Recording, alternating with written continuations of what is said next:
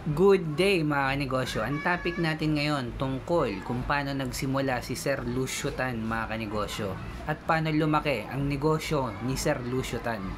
Ito kung nagsisimula ka pa lang magnegosyo, tapusin mo tong video ko, sigurado marami kang matututunan.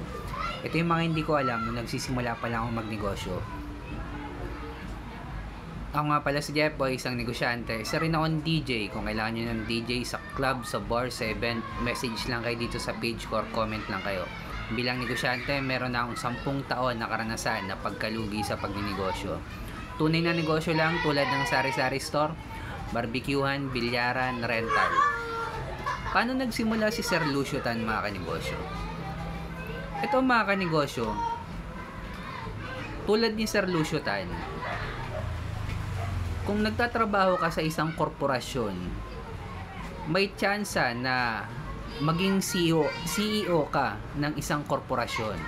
Dahil korporasyon yan magkaibang korporasyon sa incorporated mga kanegosyo. Exclusive lang ang incorporated sa family business. Kapag korporasyon, may tsansa pati yung empleyado ng korporasyon na maging CEO ng isang kumpanya. Tulad ni Sir Ramon Ang. Empleyado lang dati si Sir Ramon Ang ng San Miguel. Ganon din si Sir Lucio Tan. Na janitor naman siya ng Fortune Tobacco nagsimula mga kanegosyo. Pero dahil sa isang korporasyon, sa isang batas ng korporasyon business, diba familiar naman tayo sa sole proprietorship, partnership business, at corporation. Sa corporation mga kanegosyo, lahat ng empleyado ng isang korporasyon may tsansa na maging CEO. At isa na doon si Sir Lucio Tan tsaka si Sir Ramon Ang mga kanegosyo. Nagsimula sila kung saan sila nagtrabaho. At dahil sa galing ni Sir Lucio Tan, dahil nga Chinese si Sir Lucio Tan, galing po dyan China. At dahil nga may dugong Chinese si Sir Lucio Tan at meron siyang background din sa pagdinegosyo, alam naman natin kapag Chinese, talagang matindi ang background niyan sa pagdinegosyo. Ginamit niya to hanggang umangat siya sa isang korporasyon, which is ito nga yung Fortune Tobacco mga kanegosyo. Hanggang lumawak. And make the story short mga kanegosyo, hindi ko napapahabain yung kwento ko.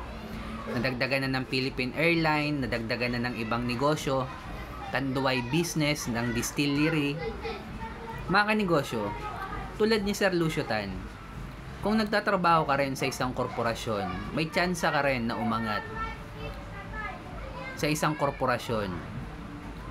Dahil naka-build ang korporasyon, kung magaling ka talaga, kahit magsimula ka sa pagiging janitor tulad ni Sir Lucio Tan, magamit mo yung impluensya mo, talino mo sa pagdinegosyo, kahit sabihin na natin diskarte, idea mo, vision mo, may tsansa na balang araw na maging CEO ka ng isang kumpanya na pinagtatrabawan mo.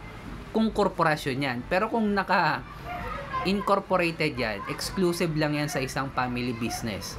Kaya karamihan ng mga Chinese business mga kanegosyo, puro naka-incorporated. Ang Fortune Tobacco is corporation mga kanegosyo. Kaya lahat ng empleyado dyan may chance na umangat. Pero ang dami kasing benefits ng isang korporasyon mga kanegosyo. Kaya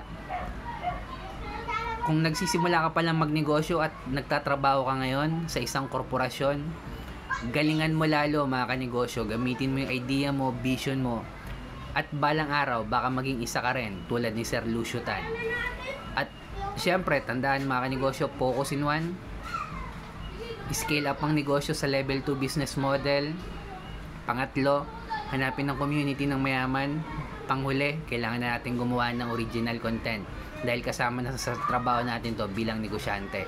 At kung umabot ka sa dulo na video na to, subscribe ka naman sa akin, heart mo na rin to, comment ka lang, sabihin mo Lucio Tan. At kung dumadanas sa'yo ng pagsubok bilang negosyante, huwag natin kalimutan mag-pray kahit anong religion natin. Ingat tayong lahat. Peace.